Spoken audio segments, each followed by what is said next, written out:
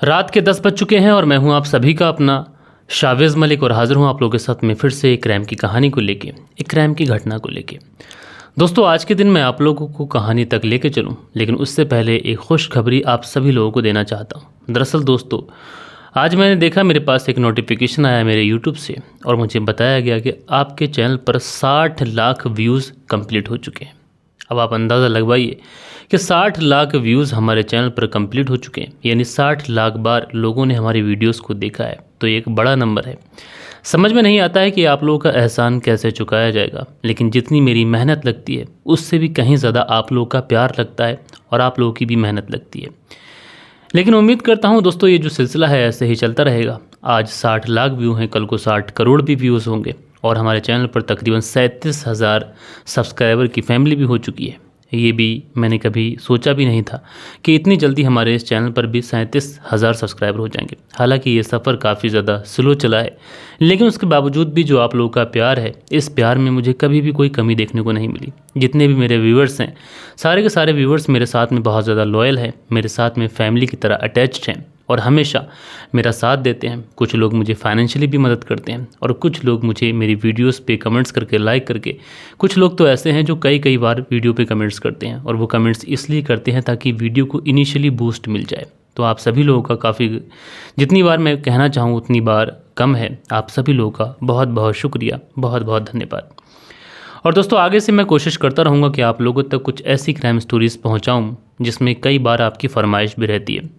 आज की जो स्टोरी मैं आप लोग को सुनाने जा रहा हूँ, हालांकि इस स्टोरी को सुनाने का मेरा बिल्कुल भी मन नहीं था। शायद मैंने एक बार इस स्टोरी को कवर किया है, लेकिन हमारे एक व्यूवर हैं जिनका नाम है शाहनवाज़ खान। इंस्टाग्राम पर कम से कम उन्होंने मुझे 100 से ज़्यादा मैसेज किए हैं और उन्होंने मुझे बोला है कि सर, इस कहानी को एक बार सुनाइए, क्योंकि इस कहानी को जब मैं सुनाऊंगा तो इस कहानी के अंदर एक डीप मैसेज भी है। और दोस्तों, वो डीप मैसेज भी मैं आप लोग को बाद में बताऊंगा, तो आप लोग इस वीडियो में अंत तक बने रहिएगा।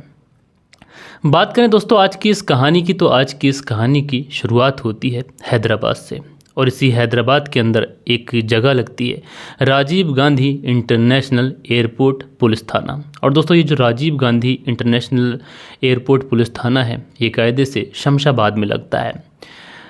अब इसी शमशाबाद में 5 जून साल 2023 को एक व्यक्ति जिसका नाम था साईं कृष्णा, ये जो साईं कृष्णा होता है, ये इसी Rajiv Gandhi international airport police थाने में पहुंचता है। एंड इसी पुलिस थाने में पहुंचने के बाद में ये कहता है कि साहब, मेरी एक दोस्त है जिसका नाम अप्सरा है। जो अप्सरा है उससे भद्राचल जाना था, तो इसलिए 3 तारीख को मैंने जो भद्राचल है उसी के रास्ते में उसे छोड़ दिया था और उसने कहा था कि जब वो शाम को पहुंच जाएगी तो मुझे कॉल कर लेगी। लेकिन शाम को जब उसने फ़ोन नहीं किया तो एक बार मैंने उसका नंबर ट्राई किया, लेकिन नंबर स्विच ऑफ बताया। तो मैंने सोचा कि हो सकता है कि रास्ते में उसने फ़ोन यूज़ वगैरह कर लिया हो, व्हाट्सअप चला लिया हो, या फिर इंस्टाग्राम पे रील्स देख ली हो, या फिर यूट्यूब वगैरह चला लिया हो। इस वजह से फ़ोन वगैरह डेड हो गया होगा, बैटरी या उसकी डाउन हो गई होगी। तो वहाँ पर जाएगी, फ़ोन चार्ज करेगी, उसके बाद में फ़ोन कर लेगी। इसलिए जब बाद में भी फ़ोन नहीं आता तो रात के 8 बजे के आसपास भी मैं फ़ोन लगाता हूँ, लेकिन रात के 8 बजे भी जो फ़ोन था वो स्विच ऑफ बताता है। अब 3 तारीख की ये बात थी, तो मैंने सोचा कि हो सकता है थकी हारी हो, सो गई हो, फ़ोन स्विच ऑफ पड़ा होगा। अगले दिन की 4 तारीख भी गुजर जाती है, लेकिन 4 तारीख को भी फ़ोन नहीं आता है। 5 तारीख भी ऑलमोस्ट गुजरने को होती है, तब भी कोई फ़ोन नहीं आता है। अमूमन ऐसा होता नहीं कि किसी इंसान का फ़ोन या तो स्विच ऑफ हो जाए अगर उसमें कोई ख़राबी नहीं होगी, या फिर उस इंसान के साथ में ही कोई गलत हो जाए, तभी वो इंसान अपना फ़ोन स्विच ऑफ कर सकता है। अन्यथा फ़ोन को स्विच ऑफ करने का कोई ऐसी बात नहीं है। और अगर उसका फ़ोन गुम हो गया, चोरी हो गया, या फिर स्विच ऑफ हो गया, ख़राब हो गया, तो वो किसी और के फ़ोन से भी मुझे फ़ोन कर सकती थी, और ऐसा पहले कभी नहीं हुआ। अब जैसे ही ये जो Rajiv Gandhi international airport police थाना है, यहाँ की पुलिस जब सुनती है तो वो इस मामले में थोड़ी चौकन्ना होती है कि ये किस तरीके का मामला आ गया है। अब पुलिस वाले इस मामले को सुलझाने के लिए अपनी छानबीन को आगे बढ़ाएं। इससे पहले ही ये जो साईं कृष्णा आया था, इससे पूछा जाता है कि जो अप्सरा थी, जो अप्सरा जिसे तुमने भद्राचल के लिए ड्रॉप किया था, आखिरकार उसकी उम्र कितनी थी। तो ये साईं जो कृष्णा होता है, ये बताता है कि उसकी उम्र लगभग 28 से 30 साल के आसपास है। अब जैसे ही 28 से 30 साल के आसपास की उम्र बताई जाती है, तो पुलिस वालों के जहन में, पुलिस वालों के दिमाग में तरह तरीके के सवाल आते हैं। कहीं ऐसा तो नहीं कहीं उसका किसी के साथ में अफेयर हो, वगैरह वगैरह। लेकिन ये जो साईं कृष्णा था, ये रिपोर्ट पुलिस थाने में लिखवा ही रहा था कि इसी समय ये जो अप्सरा थी, इसकी माँ भी पुलिस थाने पहुँच जाती है। माँ पुलिस थाने पहुंचती है और पुलिस थाने पहुंचने के बाद में ये भी अपनी बेटी अप्सरा की गुमशुदगी की रिपोर्ट लिखाती है। ये माँ बताती है कि 3 तारीख से उसकी बेटी अप्सरा लापता है।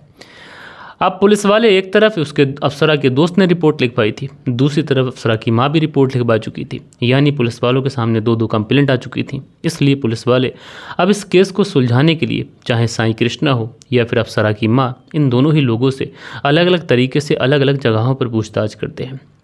जो अप्सरा की माँ होती है, इससे पूछा जाता है कि तुम्हारी बेटी का किसी से कोई अफेयर तो नहीं है। तो जो अप्सरा की माँ होती है, ये पुलिस वालों पे थोड़ा सा नाराज़ हो जाती है कि आप किस तरीके की बातें कर रहे हैं, आप जांच तो कर नहीं रहे हैं, बल्कि आप मेरी बेटी पे लांछन लगा रहे हैं। लेकिन यहाँ पर जो पुलिस होती है, इस माँ को किसी तरीके से कन्विंस करती है, कहती है कि देखो, ये भी हमारी जाँच का एक हिस्सा है। हमारे पास में अनगिनत मामले आते हैं, उसमें बहुत सारे मामले ऐसे होते हैं जिसमें लव अफेयर के मामले भी आ जाते हैं।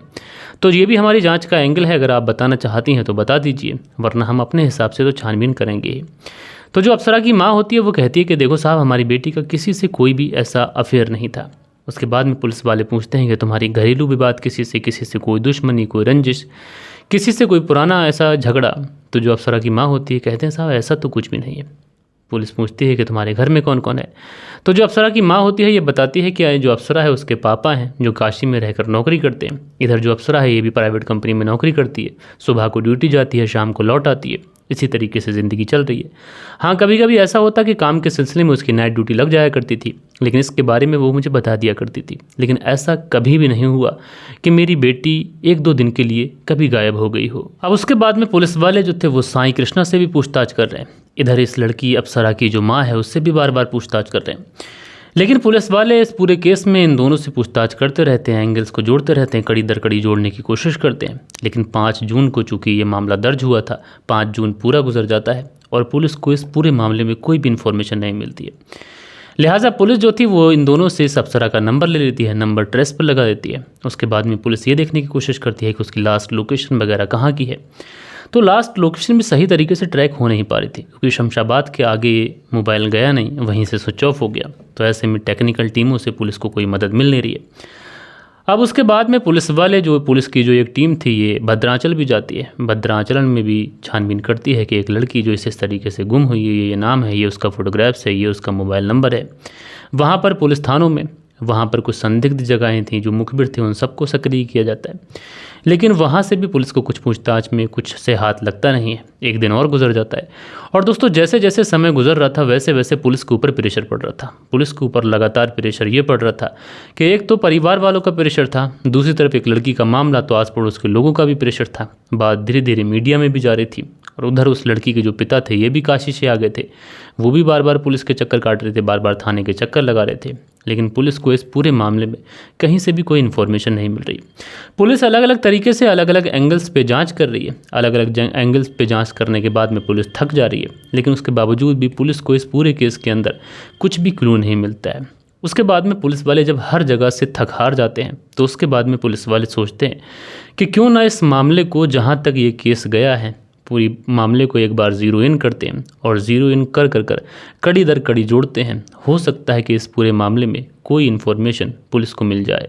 उसके बाद में पुलिस वाले सोचते हैं कि क्यों ना, जब साईं कृष्णा ने इस अप्सरा को बस स्टैंड पर छोड़ा था तो बस स्टैंड पर कितने समय छोड़ा था, कहीं ऐसा तो नहीं कि वो रास्ता में कहीं उतर गई हो, वो भद्रांचल पहुंची ही ना हो। इसलिए पुलिस वाले जो थे, पुलिस वालों की जो एक टीम थी, वो बस स्टैंड पर जाती है। एंड बस स्टैंड पर जाने के बाद में वहाँ के जितने भी सीसीटीवी फुटेज होते हैं वो सारे सीसीटीवी फुटेज लेती है। लेकिन दोस्तों किसी भी सीसीटीवी कैमरा के अंदर इस अप्सरा को देखा ही नहीं गया। अब पुलिस वाले बड़ा असमंजस में पड़ते हैं कि अगर अप्सरा पुलिस यहाँ पर रोड बेस पे आई थी, बस स्टैंड पे आई थी, तो ज़रूर से ज़रूर से बस स्टैंड के सीसीटीवी कैमरा में होना चाहिए था। लेकिन फिर भी पुलिस वाले सोचते हैं कि हो सकता है कि बचती बचाती सीसीटीवी कैमरा की नज़र में ना आई हो और वो बस में चली गई हो। अब बस के अंदर तो सीसीटीवी कैमरा है नहीं, इसलिए अब इस पूरे मामले में सही तरीके से छानबीन करने के लिए जो साईं कृष्णा होता है उससे पूछा जाता है, अच्छा तुम ये बताइए कि तुमने अप्सरा को जब बस स्टैंड पर छोड़ा था तो वो बस कितने बजे वाली थी? तो जो साईं कृष्णा होता है ये एक नंबर बताता है कि 5 बजे वाली बस थी। लिहाजा पता किया जाता है कि 5 बजे यहाँ से कौन सी बस गई थी इस तारीख में। तो पता चलता है कि 5 बजे ये बस गई थी। इसलिए बस के ड्राइवर और कंडक्टर से कांटेक्ट किया जाता है, उसे इस अप्सरा का फोटोग्राफ्स दिखाया जाता है। पूछा जाता है कि इस बस में 3 तारीख को एक लड़की जिसका नाम अप्सरा था क्या वो गई थी। अब जैसे ही ड्राइवर और कंडक्टर उस फोटोग्राफ्स को देखते हैं और आगे जो बताते हैं उसकी वजह से तो ये जो पूरा केस था ये 180 डिग्री घूम जाता है, क्योंकि जो ड्राइवर और कंडक्टर थे ये बताते हैं कि साहब ये लड़की तो बस में आई नहीं थी। अब पुलिस वाले बड़ा हैरान हैं। एक व्यक्ति है साईं कृष्णा जो बताया कि उसने इस बस में उसको छोड़ा है, बस वाले कह रहे हैं कि वो लड़की आई नहीं थी। इसलिए पुलिस वाले ये भी सोचते हैं कि हो सकता है कि ये जो कंडक्टर है इसको याद ना रहा हो भीड़ भाड़ में, इसलिए जो लोग उस बस में सवारी कर कर गए थे उस दिन उन सारे ही लोगों को ज़ीरो इन किया जाता है और उन सारे ही लोगों से पूछताछ की जाती है। तो जितने भी लोग थे जो सही तरीके से बता सकते थे, जो इस कैपेसिटी में थे, उनसे पूछा जाता है। जो गेट के आसपास बैठे हुए थे तो सारे ही लोग कहते हैं कि साहब इस तरीके की कोई लड़की इस बस में नहीं आई थी। अब पुलिस वालों का जो जहन था ये अलग ही तरीके से घूम जाता है। पुलिस वालों को लगता है कि शायद ये जो साईं कृष्णा जो कंप्लेंट लिखाने आया था, कहीं ऐसा तो नहीं ये जो साईं कृष्णा है ये पुलिस के सामने झूठ बोल रहा है। अब जब तमाम छानबीन तमाम पूछताछ के बाद में पुलिस को कहीं से कुछ भी सबूत नहीं मिलता है तो शक के आधार पर पुलिस जो थी वो साईं कृष्णा को उठाती है। एंड साईं कृष्णा को उठाने के बाद में अब साईं कृष्णा को फ्रंट सीट पर बैठाया जाता है और जब साईं कृष्णा से पूछताछ की जाती है तो जैसा कि मैंने आप लोगों को बताया कि साईं कृष्णा जो था वो कोई ऐसा नहीं था कि कोई पेशेवर क्रिमिनल या फिर कोई पेशेवर कातिल हो या फिर एक बहुत बड़ा प्लानर हो। इसलिए जो साईं कृष्णा होता है ये पुलिस के सवालों के सामने ज़्यादा देर टिक नहीं पाता है। साईं कृष्णा टूटता है और टूटने के बाद में जो कहानी सुनाता है यकीनन दोस्तों आप लोग को उस कहानी पर विश्वास ही नहीं होगा। जैसा कि दोस्तों मैंने आप लोग को शुरुआत में बताया था कि इस कहानी के अंदर मैसेज है, एक बड़ा मैसेज है, और वो अब भी मैं बोल रहा हूँ आप लोगों से कि एक बड़ा मैसेज है, आप लोग अंत तक बने रहिएगा। दरअसल जो साईं कृष्णा था ये इसी सुरूर नगर इलाके में एक मंदिर में पुजारी था और पुजारी के साथ साथ ये प्रॉपर्टी डीलिंग का भी काम किया करता था। इधर जो अप्सरा थी ये एक प्राइवेट कंपनी में काम किया करती थी। प्राइवेट कंपनी में काम करने के अलावा ये मंदिर वगैरह भी जाया करती थी। लेकिन जब मंदिर जाती थी तो उसी दौरान इसकी मुलाकात साईं कृष्णा से हुई। अप्सरा जैसा उसका नाम वैसा ही उसका फेस, वैसे ही वो देखने में खूबसूरत। इधर जो साईं कृष्णा ये जो पुजारी था ये भी देखने में काफ़ी ज़्यादा हैंडसम, ये भी काफ़ी ज़्यादा खूबसूरत था। इसलिए अप्सरा और साईं कृष्णा में पहले तो बातचीत होती है, लेकिन शुरुआत में ये बातचीत नॉर्मल हुई थी। उसके बाद में इन दोनों के बीच में दोस्ती होती है और जैसे ही इन दोनों के बीच में दोस्ती होती है तो दोस्ती जो थी वो एकदम नंबर एक्सचेंज करने पे आ जाती है। अब इन दोनों के बीच में जो नंबर था वो एक्सचेंज हो जाता है। अब घंटों घंटों पहले व्हाट्सएप पर बात करते, फिर कॉल पे बात करने लगते, कभी वीडियो कॉल पे बात करने लगते। यानी ये जो दोस्ती थी अब प्यार में बदल चुकी थी। जब ये दोस्ती प्यार में बदली उसके बाद में जो अप्सरा थी ये इस पुजारी के लिए इतनी ज़्यादा पागल थी कि जैसे एक गर्लफ्रेंड एक बॉयफ्रेंड होते हैं और अपनी मोहब्बत के लिए लोग सपने देखा करते हैं, उसी तरीके के सपने इस पुजारी के लिए अप्सरा भी देखने लगी थी। लेकिन यहाँ पर इस पूरी कहानी के अंदर सबसे बड़ी चीज़ ये थी कि जो अप्सरा जिससे प्यार किया करती थी साईं कृष्णा वो शादीशुदा था। शादीशुदा होने के बावजूद उसके 2 बच्चे भी थे, लेकिन उसके बावजूद भी अप्सरा इन सारी ही चीज़ों को नज़रअंदाज कर रही थी।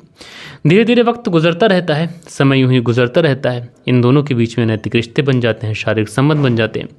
लेकिन दोस्तों फिर एक दिन यूँ होता है कि जो अप्सरा होती है ये गर्भवती हो जाती है।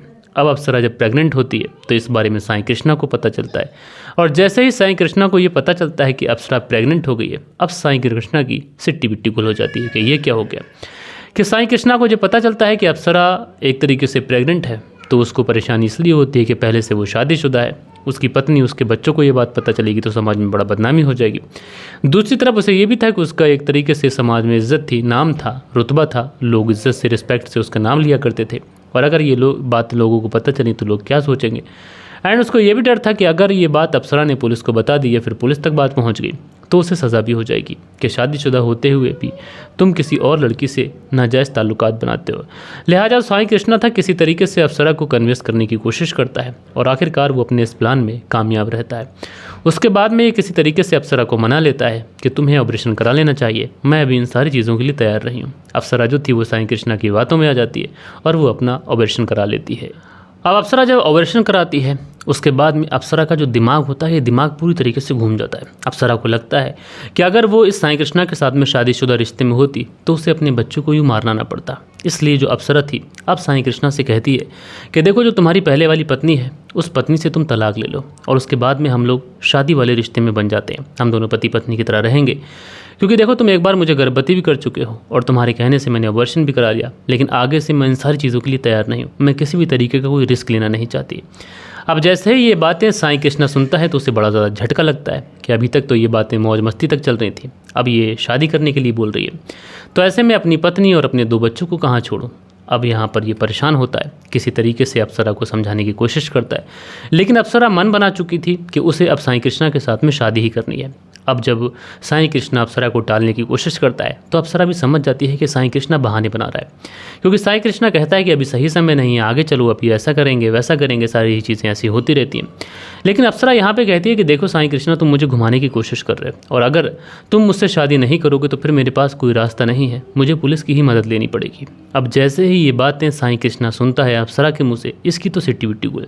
अब इसको तो समझ ही नहीं आ रहा है कि ये क्या करे। एक तरफ पत्नी है, 2 बच्चे हैं और दूसरी तरफ अप्सरा है।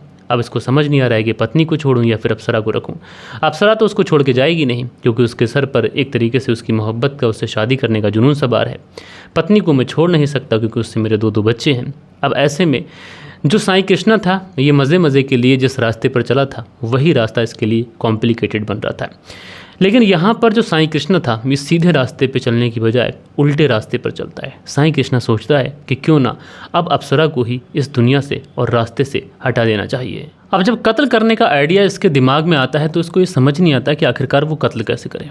अब कत्ल भी करना है, लेकिन किस तरीके से करे, ये सारी चीज़ें उसके लिए बहुत ज़्यादा एक तरीके से ऐसी थी कि जैसे उसने पहले कभी सोचा भी नहीं था। अब एक पुजारी है, उसको कत्ल भी करना है, इसलिए ये गूगल पर सर्च करता है हाउ टू किल, उसके बाद में समवन।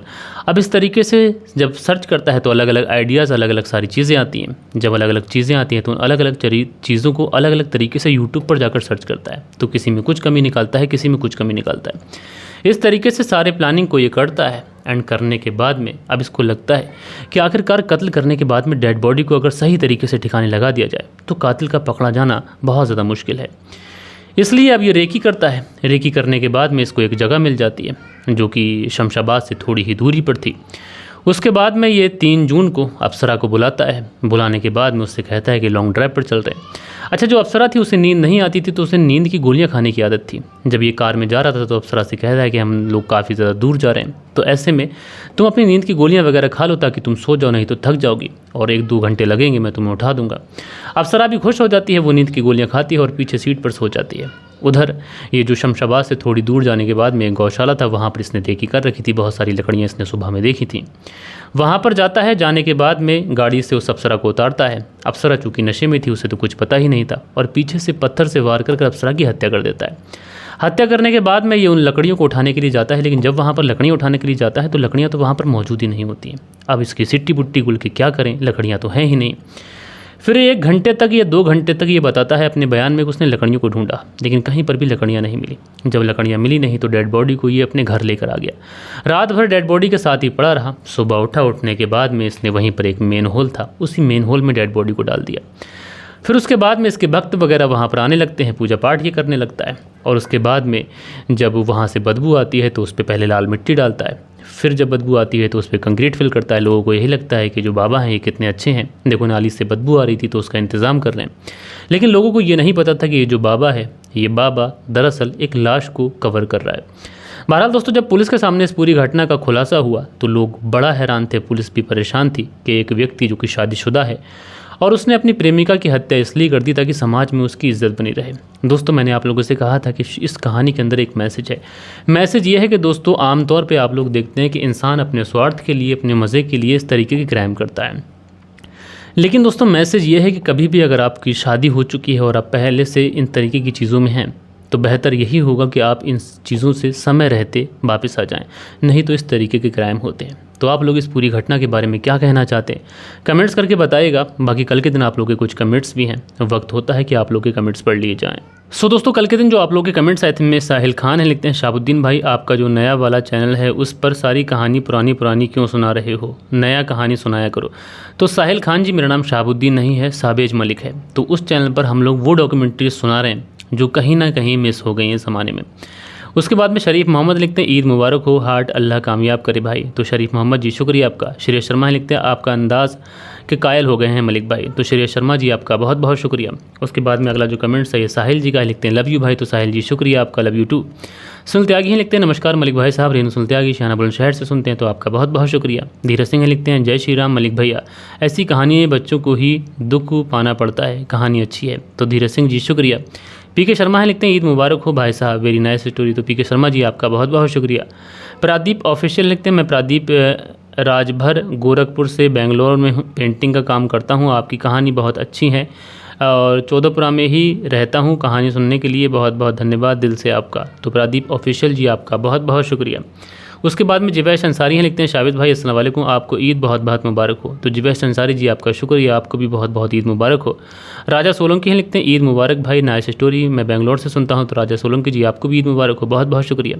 स्माइलिंग वीवर हैं, लिखते हैं अस्सलाम वालेकुम भाईजान, कैसे हो आप? बिग भाईजान love you bro, all the best. तो भाई स्माइलिंग वीवर जी शुक्रिया आपका।